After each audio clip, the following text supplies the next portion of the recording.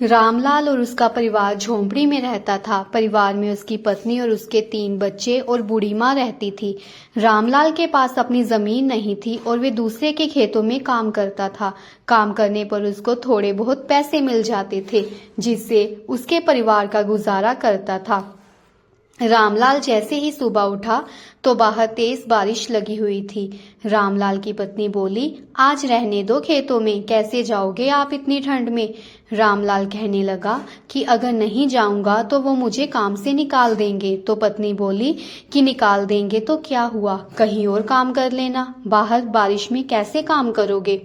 थोड़ी देर के बाद बारिश रुक जाती है और रामलाल खेतों में चला जाता है। शाम को दोबारा बारिश लग जाती है। जब रामलाल घर वापिस आता है तो उनकी पत्नी बताती है कि देखो, हमारी झोंपड़ी से पानी टपक रहा है, झोंपड़ी की मुरम्मत करने वाली हो गई है। तो रामलाल कहता है कि अभी तो पैसे भी नहीं हैं, कैसे करेंगे झोंपड़ी की मुरम्मत।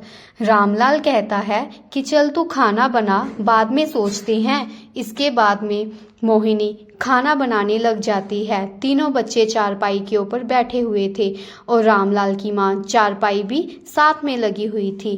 बच्चे कहने लगे, माँ ये पानी कहाँ से आ रहा है। इतने में रामलाल की माँ बोलने लगी, हाँ रामलाल, मेरे ऊपर भी पानी टपक रहा है। रामलाल ऊपर झोंपड़ी की तरफ देखता है तो सारी झोंपड़ी ही पानी से टपकने लग पड़ी थी। रामलाल अपनी पत्नी को बोलता है कि मोहिनी फटाफट खाना बना, फिर झोंपड़ी को देखते हैं क्या करना है। मोहिनी खाना बनाने में जुट जाती है। खाना बनाकर वे सबको खाना परोसती है। इतने में बारिश और भी तेज हो जाती है। सारे फटाफट खाना खा लेते हैं। बच्चे बोलते हैं, माँ हमारे कपड़े गीले हो रहे हैं और हमें ठंड लग रही है। उधर दादी भी कांपने लग पड़ती है। रामलाल और उसकी पत्नी मोहिनी बाहर निकलकर देखते हैं कि बारिश तो रुकने का नाम ही नहीं ले रही है। मोहिनी कहती है कि अब हम क्या करेंगे, रात कैसे निकलेगी। रामलाल कहता है कि तुम फिक्र मत करो, मैं कुछ करता हूँ। इतने में देखते ही देखते झोंपड़ी के अंदर पानी भर जाता है। मोहिनी भागकर बच्चों को चारपाई पर बिठा देती है।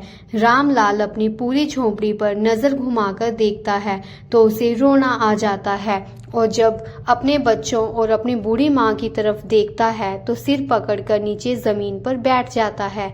उसकी पत्नी मोहिनी अपने पति को बोलती है कि अब हम क्या करेंगे, कहाँ जाएंगे अपना परिवार लेकर इतनी ठंड भरी बारिश में। रामलाल कहता है कि मुझे कुछ समझ नहीं आ रहा कि मैं क्या करूं। बारिश कारण झोंपड़ी में गड्ढा बन जाता है और उसमें पानी भर जाता है। ठंड के कारण बच्चे कांप रहे थे। मोहिनी कहती है कि मैं पड़ोस की अपनी सहेली को बोलती हूँ कि बच्चों और माँ जी को अपने घर पर रख लो और उसके बाद हम झोंपड़ी का इंतजाम करते हैं।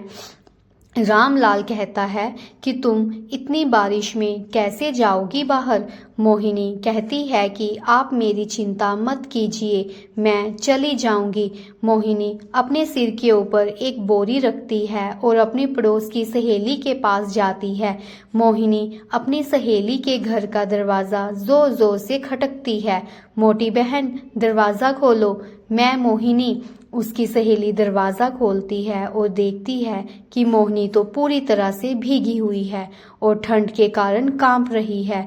मोटी बहन कहती है कि क्या हुआ मोहिनी बहन, तुम इतनी घबराई हुई क्यों हो। मोहिनी कहती है कि हमारी झोंपड़ी में पानी भर गया है, मेहरबानी करके आप बच्चों और माँ जी को अपने पास रख लो रात भर के लिए।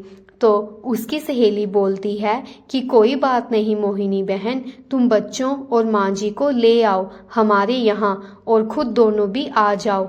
आज की रात निकाल लो, कल सुबह देखते हैं कि क्या करना है। मोहिनी कहती है कि तुम्हारा बहुत बहुत शुक्रिया, मैं अभी आई। मोहिनी भागती हुई झोंपड़ी में आती है और बोलती है कि चलो सभी, मोटी बहन बोल रही है कि तुम सब यहाँ पर आ जाओ। तो उसका पति अपनी माँ को और बच्चों को उठाकर मोटी बहन के घर चले जाते हैं। मोटी बहन उनके लिए गरम गरम चाय बनाकर देती है और सूखे हुए कपड़े भी देती है। मोहिनी अपनी सहेली के सामने रोने लग पड़ती है और बोलती है कि मोटी बहन, हमारी झोंपड़ी चली गई, पूरा पानी भर गया है, अब हम क्या करेंगे, हमारे पास तो पैसे भी नहीं हैं।